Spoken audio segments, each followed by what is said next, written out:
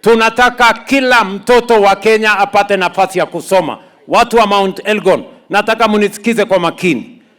Watoto wenu tunataka wasome. Tunatumia pesa nyingi kusomesha watoto wa Kenya.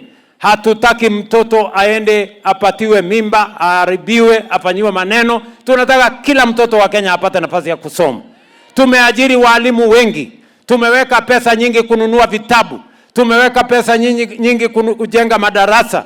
Tunataka watoto wa Mount Elgon na watoto wa Kenya wapate nafasi ya kusoma, ndio wachangie katika kupeleka taifa letu la Kenya Singapore. Ala, kwani nyinyi mtafikiri mtafika Singapore bila elimu? Nyinyi mnanielewa? Mount Elgon mnanielewa? Mtafanya bidii? Watoto wenu watasoma? Kila mmoja atapata nafasi ya kusoma? Vile vile mimi nimefika hapa kusema ya kwamba nimewatembelea, nimesikia mambo yenu. Nyinyi ni wakulima sugu sana, nasema pongezi. Hii Bungoma si nyinyi ndio mnalisha?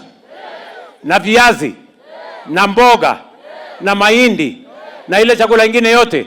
Na nimesikia pia nyinyi ni wakulima sugu sana wa mambo ya kahawa. Ni kweli ama si kweli?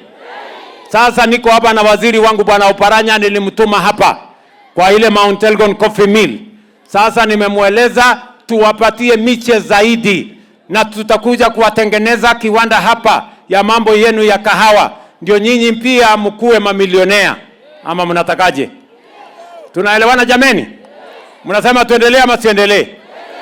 Tuendelee ama tuendelee? Nimeambiwa kuna mashule 3.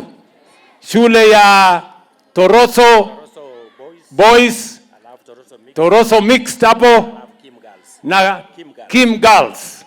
Kwa sababu haya mashule ni mashule yetu ya hapa. Sawa? Nitawatafutia milioni 15. Nipatie hiyo kila shule milioni 5 waendelee, alafu nitafuatilia shuleni nikuje nione kazi gani inaendelea kule. Mount Elgon hoye!